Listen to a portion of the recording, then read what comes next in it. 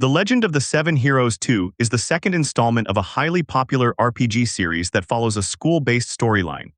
The story centers on the descendants of the heroes who once defeated the Demon King, now fighting those who seek to revive him. However, an unprecedented turn of events unfolds in the second installment when the hero's closest friend murders the saintess, plunging the kingdom into chaos. The Emperor ultimately orders the hero to subjugate his former friend, a conflict meant to continue into the third installment. Sheena Ren, a fourth-year university student, finishes the game and prepares for a replay. At that moment, a notification appears, asking whether he wishes to start a special story involving demon sword summoning. Confused by this unfamiliar option, he selects yes, and a blinding light erupts from the screen. The light grows so intense that it seems to swallow him whole, and he finds himself unable to exert any strength. When the light fades, he suddenly discovers himself as a baby lying in a water tub. As he observes his surroundings and realizes he cannot move freely, he wonders what has happened and whether this is all a dream. The memory of the game notification resurfaces, and the thought that he may have truly reincarnated into a fantasy world begins to take hold. An elderly woman lifts the baby and asks the mother for his name. Holding the child in her arms, the mother replies that his name is Len Ashton. This revelation utterly shocks the protagonist, as the name belongs to the hero's closest friend in the game, the very character who betrays the country and is suspected of being the mastermind behind the chaos. He considers it a cruel joke, as despite sharing the same name pronunciation, he has no familiarity with this person at all, which only deepens his frustration at reincarnating as him. 7 years later, Sheena Ren, now living as Len Ashton, spars with his father who effortlessly handles his attacks. His father advises him not to jump recklessly, explaining that it only creates openings, which Len accepts. Noticing his exhaustion, his father asks if he is all right and decides to end the training for the day. Len thanks him and admits he can barely move his body, only for his father to dismiss the remark and praise his performance as worthy of his son. The Ashton family resides in a nameless village within the Liamal Empire, a Western military nation on the Elfin continent. Len's reincarnation initially comes as a profound shock, and he refuses to accept reality. But after 7 years living in a child's body, he gradually comes to terms with it. He also keeps a crucial secret from his new parents aside from reincarnation, and that is he can see other people's stats through a bracelet-like device. Unlike in the game, however, he cannot view his own stats, a limitation he finds oddly realistic. Even now, he remains unfamiliar with the demon sword summoning skill. He knows that much like in a new Game Plus scenario, hidden skills exist, allowing players to combine multiple abilities into new ones, and that certain unique skills are reserved for specific individuals. Yet this demon sword summoning ability never appears in the game he knows. His disappointment grows when he realizes that, for now, he can only summon a wooden demon sword. According to the skill description, his sword proficiency increases as he continues to use and develop it. He also learns that the sword possesses another ability, one that allows plants to grow during battle, and he wonders whether he should attempt to use it now. Even if he fulfills the special conditions needed to increase the variety of swords he can summon, he understands that he must first master the most basic forms. The biggest problem is that every time he summons the sword, it consumes mana, and if he runs out, he suffers an excruciating headache and in worse cases loses consciousness. To avoid this, he begins practicing at a very young age. While practicing in his crib, his father suddenly enters the room and he quickly hides it. Setting that aside, the existence of this skill confirms that this is the game world, and there is a fate he must avoid at all costs. For the sake of protecting himself, he begins training and learning more about the world. When he turned 7, it was his father who advised him to practice swordsmanship using dummy swords. However, instead of a dummy, he decided to use the wooden demon sword and begins training with his father. Although he does not stand a chance, even from the first day he notices that his proficiency with the skill begins to rise. From that day onward, practicing swordsmanship with his father becomes part of his routine. Training is not the only way to raise proficiency, as demon stones obtained from monsters can also be used. However, when he receives one from his father, it does not react at all, meaning he has to hunt a monster himself. Unlike the 7 heroes, this world does not allow him an easy path, so he takes everything seriously. Another month passes as Len continues his training with his father. Although he improves much faster compared to the beginning, there is still plenty of room for improvement, as his father points out his lack of balance and concentration. After losing as usual, his father ends the sparring session for the day, but this time Len wants to continue. His father advises him not to push himself, reminding him that he is doing well and that overexertion will only lead to injury. After saying this, he leaves and tells Len to come for dinner, and Len thanks him. When Len checks his status later, he notices that he is only a few days of training away from leveling up his demon sword. Even though he pushes himself past his limits every day, it only increases by 2 points daily, which from a gamer's perspective does not seem bad. Lately, however, his life has been growing a little more interesting. When he returns home, his mother notices the blisters on his hands and feels that the sword training is too harsh. Len reassures her that it is fine, saying that he enjoys swordsmanship. She is already aware of this, as the Ashton family consists of knights who protect the village, and she finds his love for swords truly wonderful. Noticing her concern, Len asks whether she hates swords, and she replies that it is more fear than hatred. She explains that even when they were young, his father was a courageous warrior who fears no monster and saved her many times. What she fears is that this bravery might one day become a curse and become the very reason he gets badly hurt. Even though she holds the utmost respect for her husband, and the monsters he hunts provide their income while their meat is shared with other villagers, the worry never fully leaves her. At that moment, his father enters the room and reassures her not to worry, saying that he is strong. He promises that he will not fall to monsters and that he will be less careless than he was in the past, because his family's happiness matters more to him than anything else. Hearing this fills her with joy. Later, while lying awake in bed, Len reflects on his family. In his past life, his parents divorced early and he followed his mother. As the years passed, their conversations grew fewer, and by the time he became an adult, she never returned home. Even so, he remains grateful to her for allowing him to attend university and believes that perhaps she was dealing with her own struggles at the time. Days pass and Len continues to train with his father without missing a single session. Compared to his past life, he feels more fulfilled with each passing day. He studies, helps his mother with household chores, and trains with his father, gradually adapting to his new life and family. A few days later, Len trains with his father once again and as usual ends up exhausted, panting on the ground while his father suggests calling it a day. Len insists that he can still continue, but at that moment he feels something unusual. Noticing his reaction, his father asks what is wrong and whether he has hurt himself. Len replies that it is nothing, yet his body feels lighter and he takes his stance for another round. The moment he takes his first step, he moves so fast that it startles him.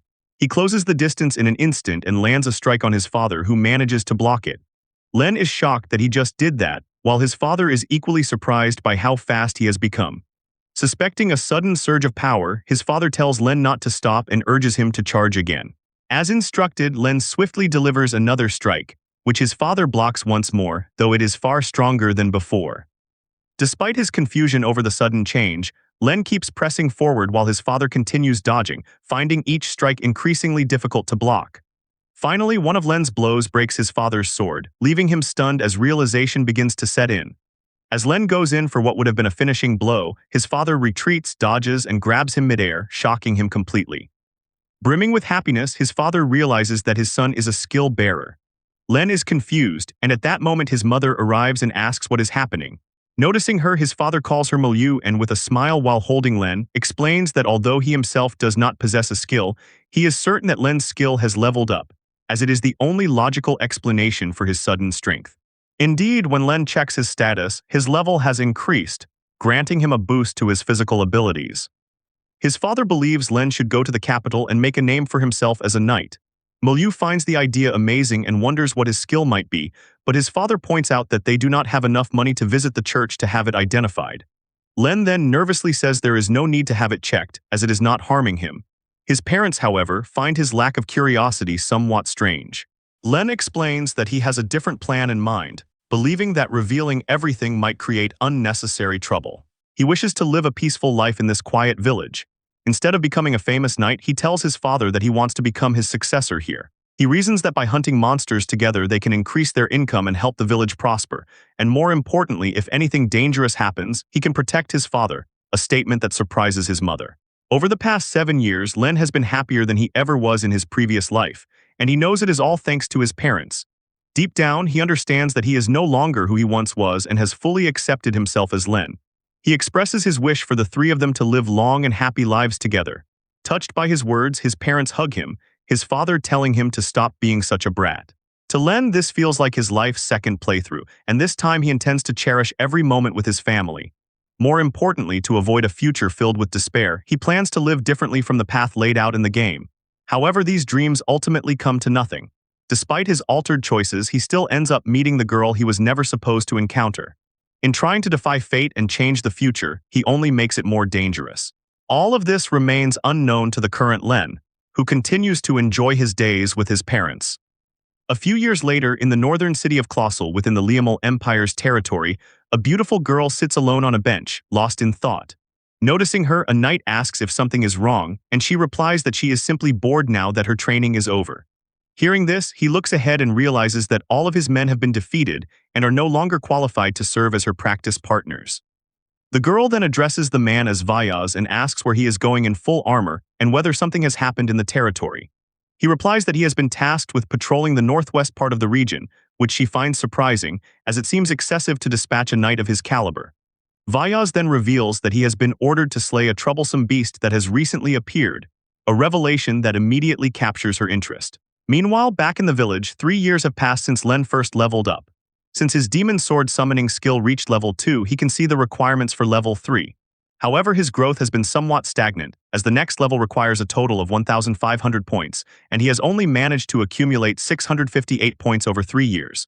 There are days when he is unable to train due to helping in the fields and preparing for the coming winter. Even so, he believes that this amount of power is more than enough to live peacefully in the village.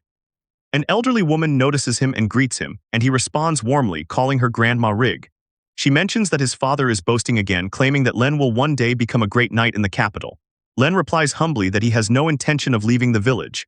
Just then, several knights arrive, and Grandma Rig suggests they return home quickly, as these men belong to the Baron. It turns out that the group is led by Vyaz, who now stands in front of Len's house. Vyaz apologizes for intruding, and Len's father Roy assures him that it is fine before asking the reason for his visit. Len also arrives, wondering why a servant of the territory's ruler has come here. Under the feudal system, every knight serves a noble, and Roy is one of the knights ordered by the Baron to protect this village. After reading the scroll Vyaz brings, Roy understands the situation and asks whether the beast has caused significant damage nearby. Vyaz replies that several villages have already been attacked, with witnesses claiming that the beast moves as fast as the wind. They have been patrolling the area to subjugate it but have found no clues, so they have come to request Roy's assistance. While Len is surprised by the news of the beast, Roy asks Vyaz if he has any idea of its rank. Vyaz replies that it is at least rank D, which shocks Roy. The monster ranking system, established by the guild, is based on threat level, and a D-rank monster is comparable to an early-stage boss in a game. Even with the combined strength of 5 average knights, such a beast is still difficult to defeat. Roy questions why a monster of that rank would appear here, as the surrounding area only has F-rank creatures. Vyaz explains that they are investigating the cause and are also planning to recruit knights from other villages. However, due to the wide range of their dispatch, reinforcements will take 20 days to arrive. He apologizes and asks everyone to hold out until then. Roy accepts and promises to increase patrols around the forest. Len silently tries to use his game knowledge to deduce what kind of monster it might be, while Roy suggests that the knights rest at the village as they appear exhausted. Vyaz thanks him and, while accepting the offer, notices Len standing nearby, lost in thought. He asks Roy if the boy is his son, which Roy confirms, then tells Len to properly greet the captain of the knights. Moments later, while Milieu gives the horses water and grass, Roy offers the knight a drink as Len speaks with Vyaz. After getting enough rest, the knights prepare to depart and the Ashton family bids them farewell. One knight remarks that Len is the same age as the young lady, and Vyaz agrees, adding that Len is a skill bearer and that he would have tested his ability if they had met under different circumstances. For now, all he can do is hope that Len and the Ashton family remain safe until the matter is resolved. Meanwhile, as Roy declares that they will be getting busy starting today, Len asks if he can see the beast wanted notice. Roy refuses, saying Len does not need to worry about it, and reveals that he once hunted a D-rank beast by himself. This revelation comes as a surprise, and Roy explains that it happened long before Len was born. Len does not expect his father to be so strong, which only explains why he has never managed to win against him. Later, Roy returns home with more prey than usual and plans to increase the amount for the time being. These particular boars live around the village and have especially delicious meat, which attracts other beasts that come solely to feed on them. Hearing this, Len asks whether Roy plans to reduce the number of these easy prey so that D-rank beasts will not come near. Roy confirms this and says that once they are gone, all that will remain are animal feces and footprints. He believes it is fine, as it is not guaranteed that a D-rank beast will appear in the nearby forest. From that day on, Roy, who previously hunted only in the mornings, begins entering the forest in the afternoon after receiving the knight's warning and continues hunting until sunset.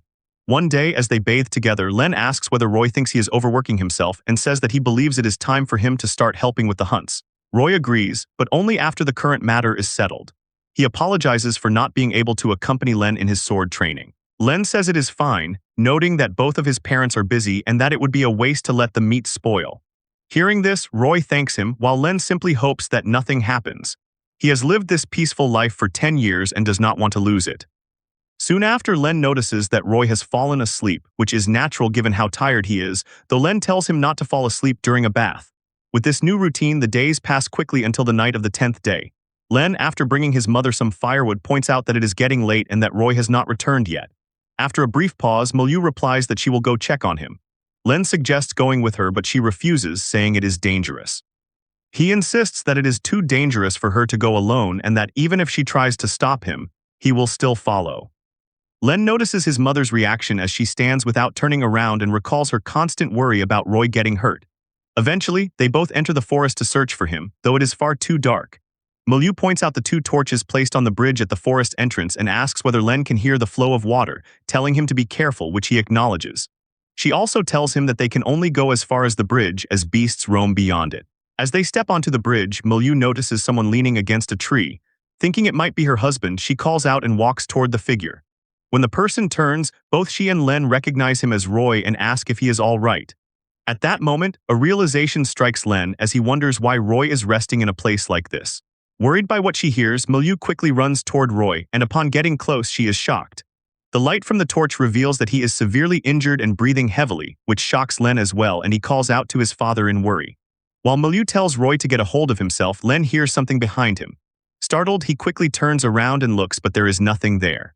However, just then, from the side, a boar lunges at him, which he blocks using the wooden sword and the torch, though he struggles as the beast presses down on him. Panicking, Milieu strikes the boar with the torch and tells it to get off her son, while Len shouts for her to run. At that moment, he notices 2 more boars appearing while he is still immobilized. Then his physical enhancement ability activates, and he forcefully pushes the boar away, throwing it into another one. The remaining boar charges and leaps toward Milieu, but before it can harm her, he swiftly strikes it down. Still surprised that he defeats it in a single blow, another boar leaps at him from behind, yet he quickly turns around and strikes it down as well, and upon seeing this, the final boar flees. Witnessing his own strength, Len realizes that with all his training and this ability, he is now strong enough to fight them. Later, they take Roy back to the house, where Granny Rig treats him throughout the night. She assures them that his condition has at least stabilized, and upon hearing this, Milieu feels relieved and thanks Granny Rig. She also thanks Len, knowing that without him, she couldn't have brought Roy back to the village. Although he is glad that his father is safe for now, Len refuses to believe that Roy was beaten by such weak monsters, and he wonders if Roy encountered a D-rank monster that may still be lurking in the forest. To make matters worse, reinforcements will not arrive for another 10 days. He worries that if the monster reaches the village, his mother and the other villagers will be attacked, so he believes there must be something he can do and goes back to the bridge. There he finds the boar he killed the previous day and feels relieved to see that it has not yet been eaten by another monster. He decides to hurry and bring it home before the stench attracts a D-rank monster. But just then, cloud-like glowing particles emerge from the boar's body and are absorbed into his bracelet. Realizing what this is, he quickly checks his status and confirms that both his skill proficiencies have increased by 2. He suspects this occurs because he absorbs magical power from the demon stone inside the monster's body, which confirms what he suspected as a child, and convinces him that he must hunt monsters himself to absorb this power. Later that night, he suggests to his mother that starting the next day, he will take over his father's duties. This shocks Milieu, but Len calmly states that he is aware of the danger and that, as a member of the Ashton family like his father, it is his responsibility to protect the village. His mother insists that no matter how strong he has become, he is still a child, but Len points out that with Roy injured, he is the only one left who can fight the monster. Until reinforcements arrive, he asks her to allow him to protect everyone, which places her in a difficult position. That night, Milieu does not sleep and remains by Roy's side, but in the morning she accepts Len's request on the condition that he returns before dusk if he enters the forest. Later, as Len prepares to leave, his mother reminds him not to go too deep into the forest and to use Tsurugi Rock as a landmark. Tsurugi Rock is a massive, sharp stone shaped like a sword and can be seen from a great distance. Setting that aside, he recalls that he still has not tried the Demon Sword of Woods attribute, Nature Magic. He remembers that in the game there was a boss capable of using nature magic. As he is lost in thought, he suddenly notices a boar charging toward him. Though startled at first, he quickly calms down and decides to use that magic on the boar. As he wonders how to activate it, he simply gives a command, and vines begin emerging from the ground. In an instant, numerous vines burst from the ground, wrapping around the boar and completely immobilizing it. This surprises Len, and he finds it amazing how easily it works. Even so, he cannot bring himself to inflict more pain than necessary, so he ends it with one swift strike. Just then, two more boars appear, and although it requires mana, he decides to take this chance to practice. Later, he brings back 12 boars he manages to hunt, shocking the villagers. On the second day, following his plan, he again hunts 12 smaller boars and brings them back to the village. On the third day, he manages to increase the number, and by the fourth and fifth days, he significantly raises his haul. Fortunately, throughout these days, he does not encounter that rank D monster. More importantly, thanks to this hunting, he was able to stock up a large number of points, and finds himself somewhat looking forward to unlocking the Demon Sword of Metal. Later, as he returns home, he finds Granny Rig in a hurry, explaining to Milieu that Roy's condition is not good and telling her to wait outside while she takes care of him. Shocked, Len approaches his mother and asks what is going on. After a brief pause, she explains that Roy's condition has worsened since dusk. They have used many precious medical herbs, but he is barely holding on to life. Shocked and worried, Len asks why this happened, to which she replies that she does not know. To make matters worse, the medicinal herb stock is running out and will be completely used up tonight. Just then, Granny Rig comes out of the room and tells Milieu to bring the formula box from her house. Milieu quickly accepts the task and rushes off. Len then asks Granny Rig whether the herb's growing habitat is located somewhere nearby. She explains that the herb used to grow around the foot of Tsurugi Rock, but it went extinct during a harsh winter decades ago. This news shocks him, and noticing the herb on the table, he asks if it is the same one. She replies affirmatively and asks him to wait outside while she takes care of the patient. After exiting the room, he becomes certain that the herb is rondo grass, the same healing item he often used in the game. He refuses to believe it has truly gone extinct and decides to check it with his own eyes, even though the forest's danger increases tenfold at night. Without hesitation, he rushes toward Tsurugi Rock, refusing to stand by and do nothing while his father is dying. After running all the way from the village, he finally arrives at Tsurugi Rock. He immediately begins searching for the herb, but as expected, there is none left at the foot of the stone. He then decides to look at the top of the rock and uses nature magic to create vines, which he uses to climb. After a long climb, he finally reaches the top and sees it filled with rondo grass. He is overjoyed that it has not completely gone extinct and believes that with this amount, he can save his father. Just then, however, he notices the bones of boars and wonders how they could be in such a high place. Upon closer inspection, he also finds ornaments among them. A strong sense of unease washes over him, and he quickly gathers as much of the herb as possible. He climbs down the rock and immediately runs away. On his way, he notices several boars that become startled by his sudden arrival and charge to attack, but he easily eliminates them. From this, he realizes something is wrong as the boars seem afraid of something and are trying to flee. Just then, he hears something let out a heavy breath. Realizing it is behind him, he slowly turns around and understands what the D-rank monster is. It is the Chief Wolven, a beast that stands above all D-rank monsters, and one can obtain rare items simply by defeating it.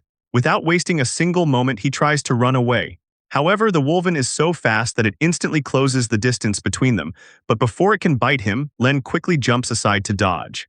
Not only does this monster have the upper hand in speed, but it also possesses a unique trait. Just as he thinks this, Len feels a sudden gush of wind and narrowly dodges as a tree shatters beside him, remembering that its ability is wind magic. By using wind that gathers around its body, the Chief Wolven creates an invisible hand capable of stealing items and, of course, attacking as well. This is not an enemy he should face, but there is no way it is going to let him escape, so he must find a way to win. Although the attack power of his nature magic is still low, it is his only option for getting close to its stomach.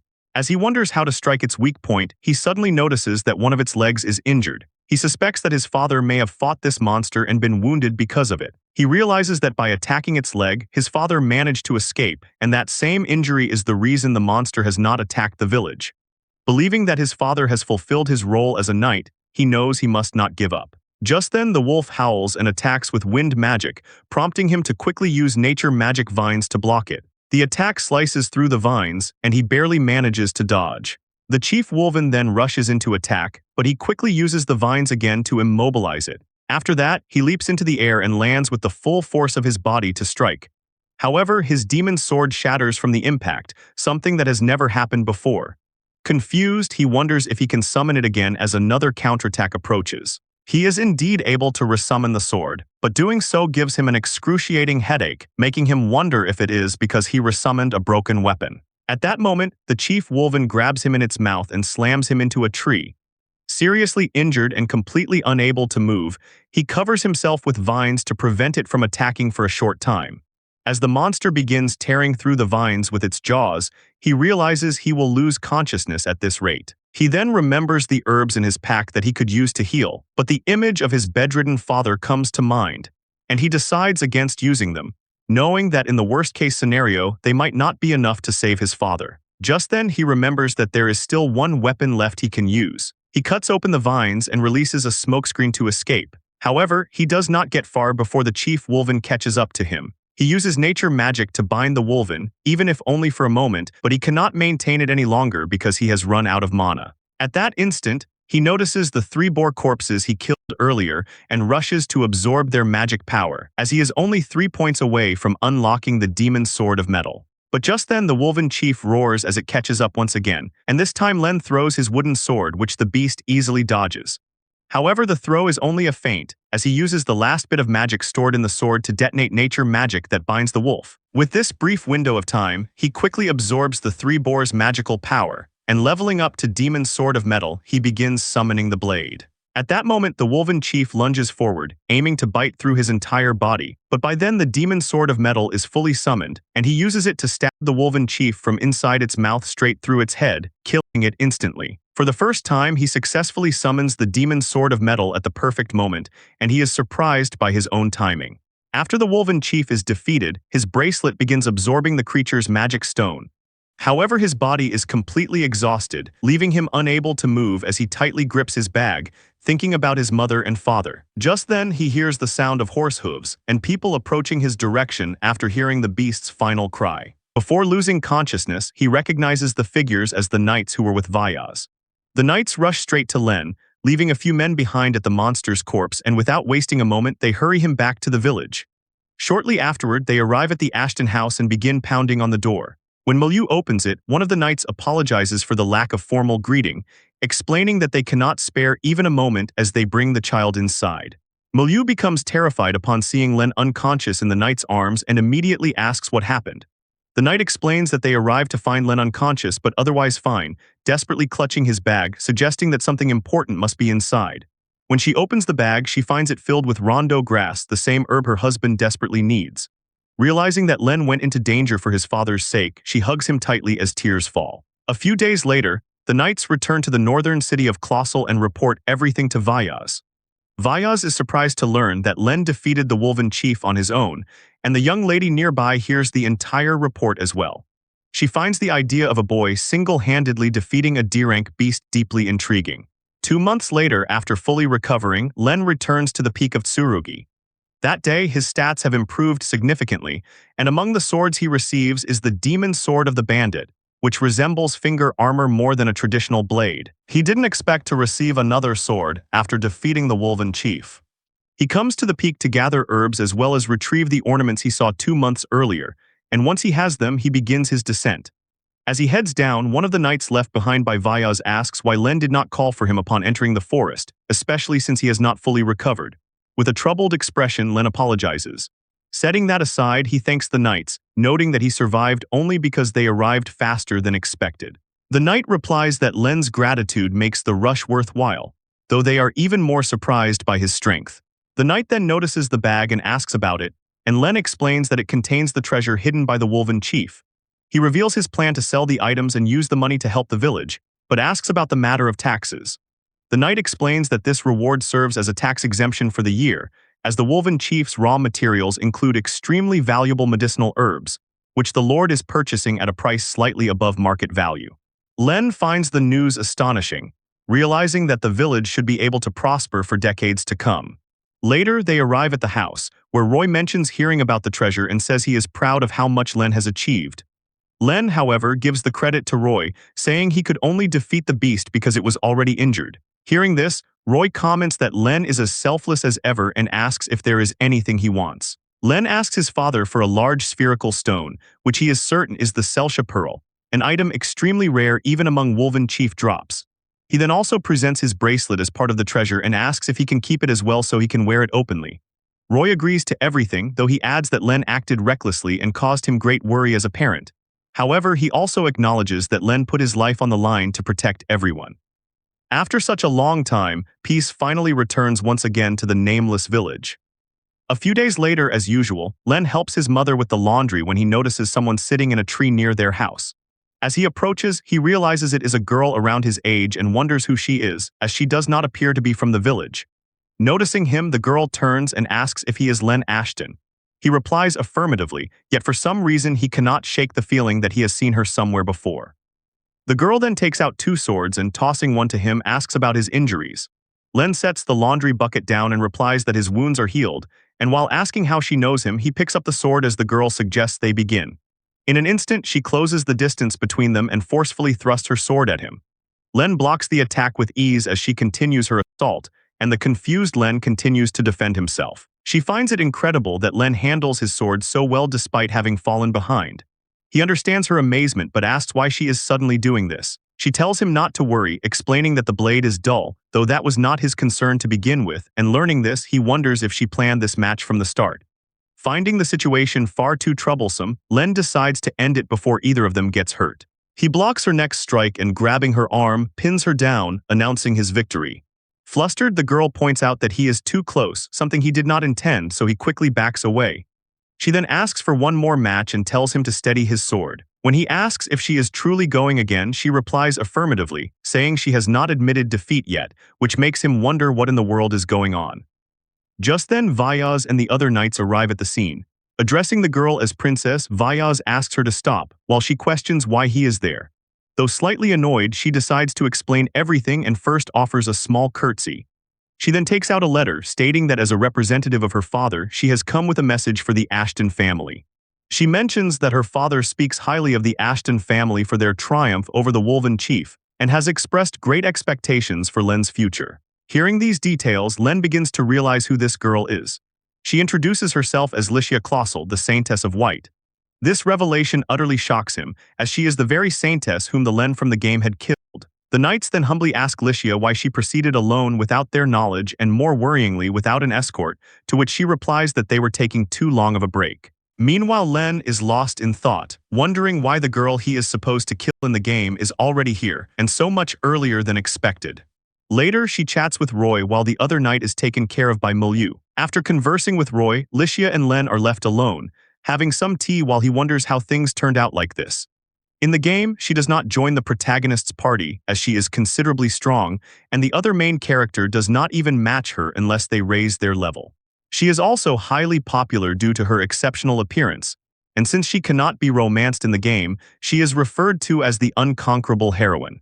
Licia then breaks the silence, asking Len if he has any plans to visit them.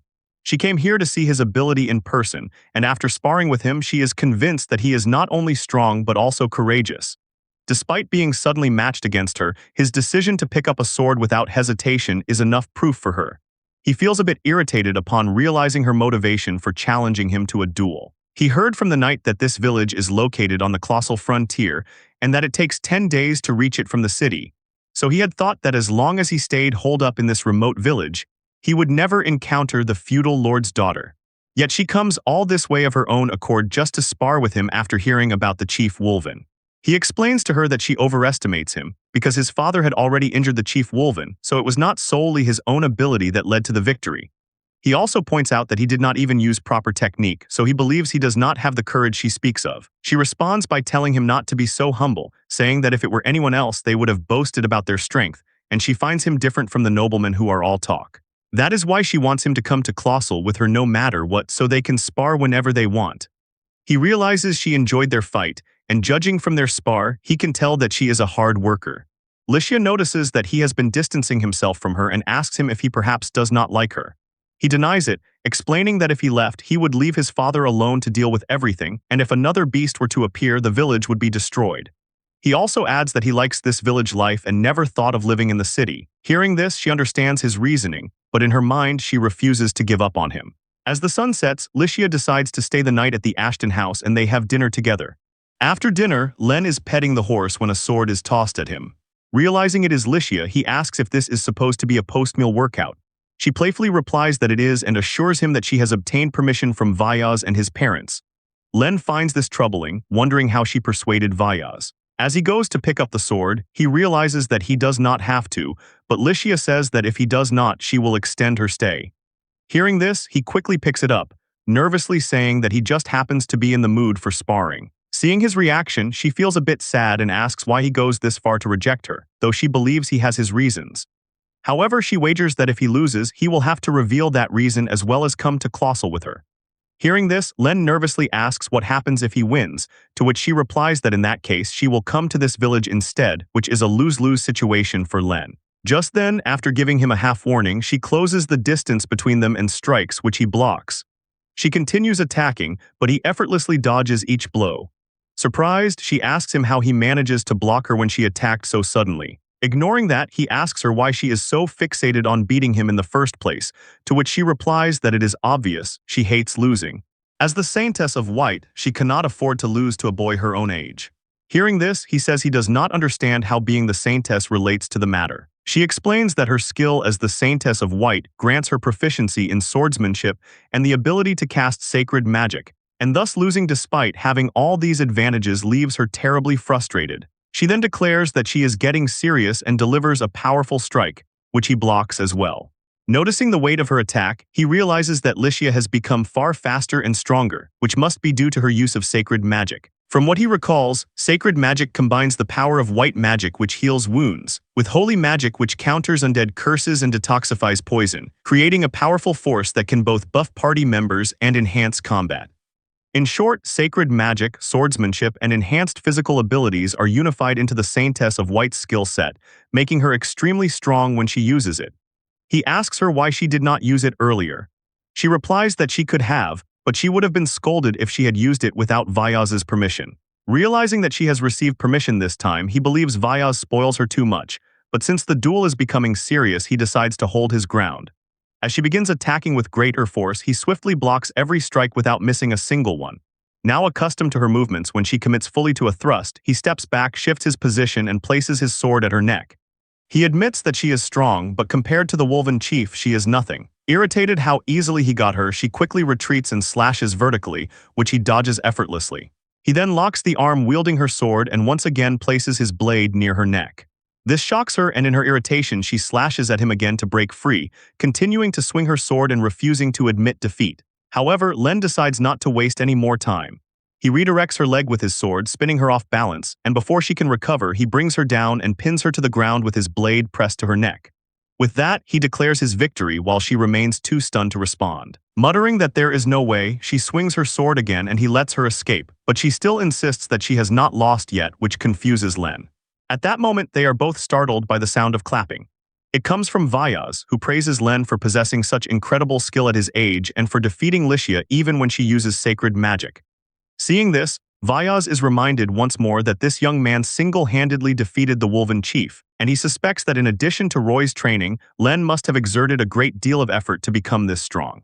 He then asks Licia whether she has thoroughly comprehended this young man's strength to her very core, adding that he believes it would be most beneficial if, upon returning to the residence, she feels even more motivated by this experience. Irritated by her loss and a little shy, she agrees and gives a slight bow. She apologizes for suddenly barging in on him earlier that day, but admits that it was a valuable experience. He replies that it was a great experience for him as well, to which Licia responds by lowering her head and saying she will go ahead and get some rest before leaving. Vyaz then apologizes to Len, asking him to forgive her, and assures him that he will certainly convey to the Baron that they have received the Ashton family's kind hospitality. Len replies that it is fine, as he feels he did not do much.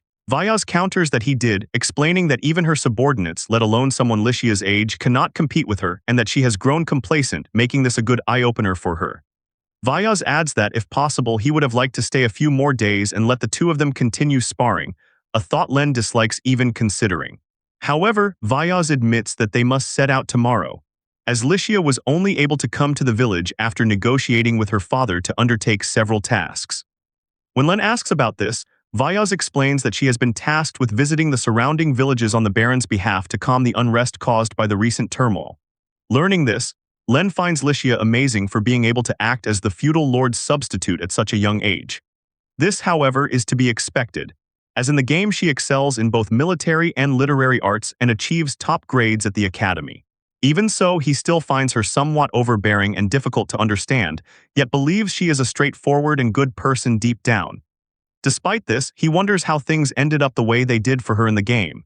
It remains a mystery, as her childhood is rarely discussed there, and she does not appear at such an early stage, which is why he never expected to meet her so soon.